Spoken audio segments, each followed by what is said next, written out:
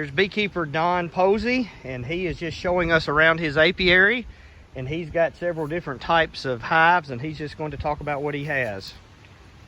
I've got 3 flow hives, and then I've got 2 10-frame langstroth hives that I've added on a couple weeks ago, and then I've got a 5-frame nuke that has a split in it, and a 2-frame nuke that I did a split in it. 3 of the hives are from a package from Barnyard Bees. They're super packages. Been really impressed with them, the way they have performed. And then I bought 2 nukes from a local beekeeper up in Russellville, close to Russellville, and they've done really well this year too. And then you've done 2 splits off of those? Yeah, I've done 2 splits off of the Barnyard Bees, one off the blue hive and then one off the red hive down there. Or no, the yellow hive, I'm sorry, the yellow hive. So the 3 flow hives, are they like the flow hive? Those are bees from Barnyard Bees? The blue and the yellow are from Barnyard Bees, and then the red is off of the nuke from the. So this one started with. This one started with the nuke. This one has been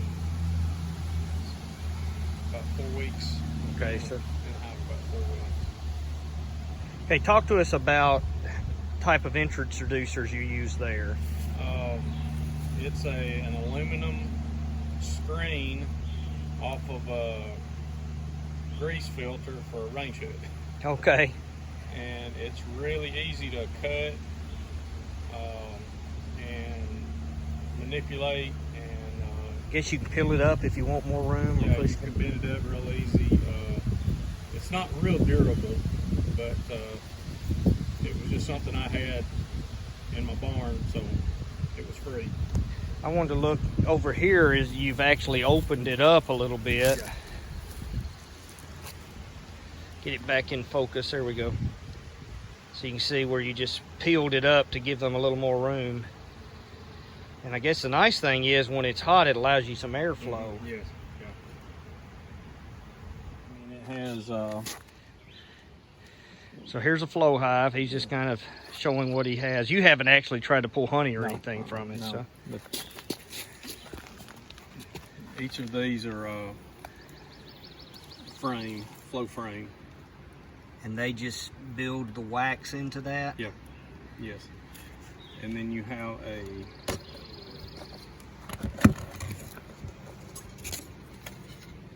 this is where you put the key in. Here, you pull this out, slide the key in, and then you turn the key 90 degrees, and it cracks open the cells, and then it flows out down here. Flows out here. So you put the key in up top to open it. Yes. And then it actually flows out down there. And the way I understand it, the cells are like 2 parts. Let me get back where I can see that. The cells are like 2 parts, and when you turn the key, it just slides the cell about half of a cell width, and then it allows the honey to come out. Yeah. So then this down here is your brood chamber. Yes. Mm-hmm. And then your honey chamber. Mm-hmm. Now, how high will it let you go as far as if you want to add more supers? Can you do that, or is it just okay? No, you can add as many as you want. Mm-hmm. Yep. Now, is your brood chamber, is it like a langstroth? Yes, it's a as far as it's an 8-frame langstroth. And now, is this just for cleaning it up? This is for ventilation, and then it has a tray. Okay.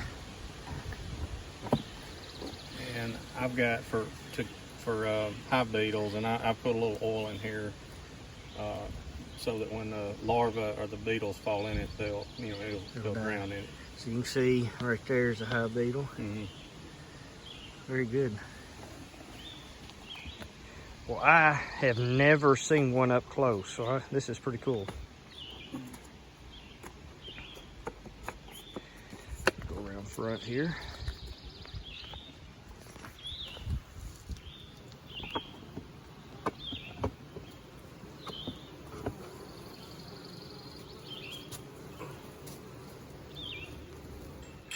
So we were just talking about, you've said this one has 2 brood boxes, and that was one of the super packages, right? Yes. So is that kind of why you ended up going with 2 brood boxes, or did that not have anything to do with it? It's really an experiment. This is one of the yellow hive is a super package too. Okay. And I wanted to see, compare them and see how quickly they went up into the super. Okay, so you just wanted to try one with a one brood box and then the other with a double D. Okay. And see which one performed better. Believe it or not, the single is performing better than the double is. Really? Yeah. So we need to do a part 2 of this and see how this experiment goes. They got windows on the side, so you can actually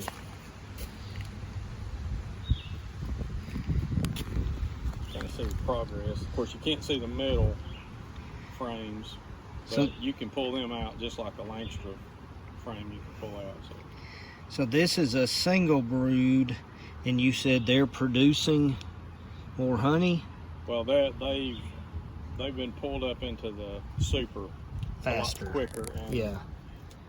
Gotcha. In greater numbers. So you've got these 2 langstroth hives. Now I know the Heritage Hive, we both are connected to Heritage Christian. Don Posey is on our board and has served multiple terms as our chairman of the board. So that particular hive is Amish built by Albert Zook in Etheridge, Tennessee. Tell me about the Hoover langstroth here. The Hoover hives are wax dipped hives Mm-hmm. that you can buy, and a little bit more expensive, but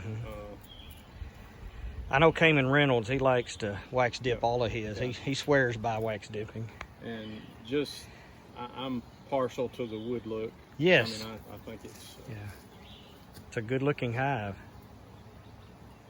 I've only had that one for a couple of weeks, I guess. Okay. Okay, now was this a package or nuke? This was a new. Okay, gotcha. So of the 5 here, 3 were packages and 2 were nukes? Okay.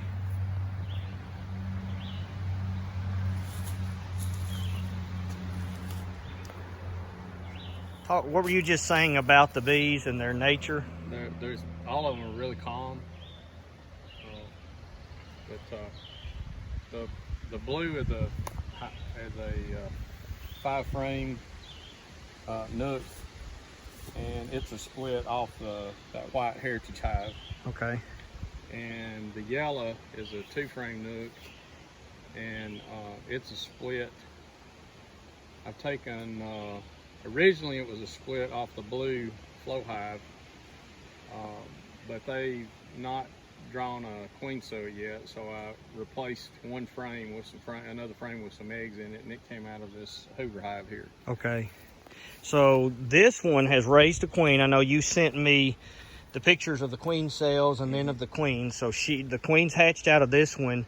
And you mentioned, I think you mentioned to me that you don't know how much she's laying yet. Yeah, I haven't seen any eggs yet, so I'm not sure if she's went out on her mating flight yet. Okay. But this one over here, the next time you go in it, you'll be looking to see if they've made queen cells in the 2-framer. Yeah. Okay. Well, so is this your 2nd season in beekeeping? Yeah, my first season was a disaster. I lost all my hives, Okay. all my colonies, and Was it going into winter or in the winter? it was in the winter, yeah. And I don't think I took the varroa mite as serious as I should. Yes. So, So have you got some thoughts on what you plan to do to treat for varroa mites? I actually treated all of the packages with oxalic acid vapor Yes. before right after I installed them, and then I'm going in July. I'm going to do another treatment. I'm still undecided about doing oxalic acid vapor again, or whether use formic acid. Okay. And then I'll probably do another round of oxalic acid in the fall. before winter. Well, right after installing a package is a great time to do it because you've got a brood break. So that's a good time to do that oxalic. I did oxalic in the winter with all of mine. Now I've got to treat my splits. One of the nice things that happened this last year is that oxalic acid is now declared safe for your supers. Yeah. And I think formic acid is as well. Yeah. Those are the two that you can use right now with supers. Well, thank you for showing us around your apiary. It has been a pleasure. So what have you enjoyed most about beekeeping? It gets my mind off of work. Which is where we're actually about to head. Yeah. So, well, so are you glad you did it so far? Yeah, I really enjoyed it. And my suspicion is, starting back over again, you've learned a lot in that whole process of last year and then starting over this year. Yeah, learned a lot, and learned a lot of mistakes I made. So yeah, feel much more confident this year. All right, so we've got a flow hive. I guess it's a flow super. Tell us about it. Yeah, how does it work? It's a 7-frame flow hive super, which matches up to a 10-frame langstroth. Okay, so you can set it on top. You've got 7 flow frames in here, and the size it matches up to a 10-frame langstroth. But it has the access.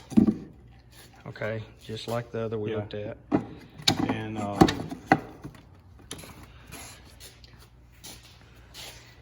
so my plan is to install this on the Heritage Hive. Okay, I noticed you got it color coded. Yeah, I painted it to match up with the colors. That's nice. Hive. So where do you you mind tell me, where did you get your flow hives from, for those who might be interested in flow hives? I ordered it online from the Flow Hive website. Okay, so you just went to their website. Yes. Very good. And it sounds like you've been pretty happy with them. You haven't pulled honey from them, but everything else has worked well. Yeah, everything's worked well, and really, really good quality. The fit and finish is just really nice. Impeccable. So I from that standpoint, I recommend them, but don't have any experience yet. So, well, and these are some more of the wax dipped. Yeah. Yeah. Now, do you use plastic frames, wax coated? Is that what you use on yours? I like the black plastic foundation. Yes. And it's double dipped in wax, beeswax. That black allows you to see the eggs a little more easily. That, yeah. They're murder on those yellow or standard. So, okay. But I've just almost converted 100% over to this. Okay, very good. I started out with foundationless, and I just feel like that makes the bees work a lot harder. Yes. Getting started. Takes them a lot longer to get going. So I've just almost converted everything over to the black foundation. Well, thanks for letting us see your stuff and teaching us along the way. Looks like you've got some more nukes here ready to go. Yeah. Of course, I guess these are when you bought nukes, they came in that. But then, and you said you got these from Barnyard Bees? I did, yeah. Okay. Yeah. All right, very good. Well, thanks for letting us look around your shop.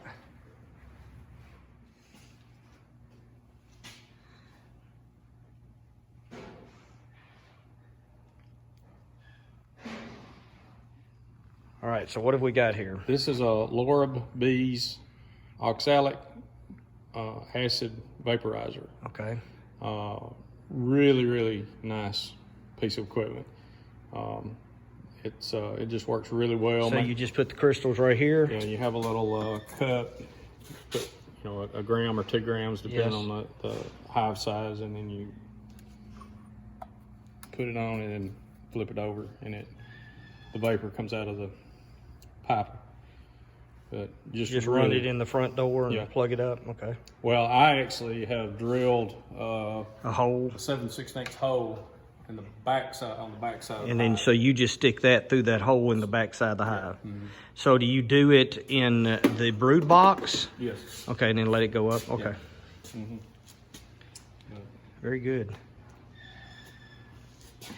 And okay, now it looks like so that runs off of a standard house plug, or do you have a converter where you can run it off a car battery? I've got a battery, a car battery, and then I've got an inverter that I Hook it up to. Okay, I see that. battery up to, and it just works well. perfect. Yeah. I've just got the kind of the inexpensive one that you just hook up to your car battery, so I pull my truck up and stick it on there. But I really like what you've got there. So have you made many of your own frames? I noticed you've got some frame parts. Have you put any of them together? when you buy a flow frame, Yes. a flow hive, they send you the frame parts, and they encourage you to use foundationless frames. Okay. So And so that's going in your brood box. right. Okay. So this is some of the first frames that I got, but And they don't even want you to do starter strips? no, Okay. just this. That little that wood is their starter strip. Right. But I didn't get the quantity of and the quality of drawn comb last year that I was expecting. Yes. So like I said, I went to the black plastic foundation, and the bees have just done much better. Yes. Every hive that I've got now have pulled out multiple boxes of drawn comb, so it's just really worked well. I have a mixture of them. I have mostly full wax foundation. Of course, the bees will just fly on that. I do have several plastic, both yellow and black, and I do have some with starter strips. And there's a significant. I mean, they will comb out the full wax the fastest, then the plastic, and then, as it makes sense, then the starter foundation. Okay, it looks like here, is this what you use for feeding your sugar water here? Yeah, well, no. What is this here? I actually tried those top feeders, and I had a lot of bees that died. That drown in it, that okay. drowned in it. So what I'm using mostly now It's is a frame feeder. Okay, yeah, I got you. I really Gotcha. like the frame feeders. Good. I've got one. I've got a couple, and I have found I use a lot of the internal top feeders, and I've had pretty good success with internal top. Like I noticed you've got a bunch of the quart jars over here. Yeah, I love I've those. had pretty good success with those. They're inexpensive, and I just pour it in the top. Yeah. Okay, this is great. I also fixed some of these. I think they're 2 gallon, 2.5 gallon, but I just drilled holes in it, and then you just set it on top. Yes.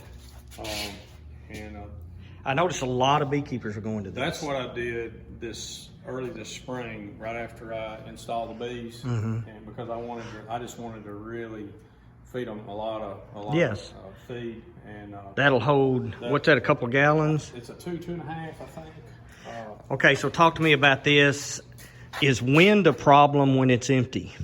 In other words, have you ever had situations where it blows off the top of the hive? No, because what I did, I would set this on the top cover, and then I had another box I set. Okay, so you put it inside so you probably put a deep box around it. Okay, Right, and gotcha. I put the top on that. Perfect. So it worked really well. I had one that leaked a little bit on the inner cover, but it wasn't Too a big bad. problem. Okay. And those are cheap too. So. Yeah. Yeah. You learn pretty quickly. You can put a lot of money in beekeeping fast. Yes. All right, thank you. All right, talk to me about one of the main complaints that you've heard about the flow hive. Well, one of the main complaints I've always read on forums and like is that people can't tell whether the bees have capped the honey on a flow frame, but the flow frames are easily removed just like any langstroth frame, and you can easily tell whether they're capped or not before you harvest Okay. it. So you don't think that's going to be a problem at all? I don't think so. not going to match up perfectly. That's pretty close. But I mean, it's pretty doggone close. Sit right on top of it. That's interesting. We were just talking about you have a problem with ants, so tell me some of the things you're doing to deal with ants. Yeah, I have a lot of trouble with what we around here called sugar ants, and the way I've deter them is on these bricks that the hives are sitting on. I've painted around all four sides with a product called Tanglefoot, and it really discourages the ants. They will not go across that, and it's solved my sugar ant problem. You see some of the liquid here. And you said also you put it on the base of those flow hives, or all of your hives? It's on the brick under the white hive, and okay. also on the legs on each flow hive. Okay. And did you say Tanglefoot? Tanglefoot. Okay. The fencing is not a new beekeeping technique. This is just where he used to have some dogs kenneled, and he's just using that same area for his bees.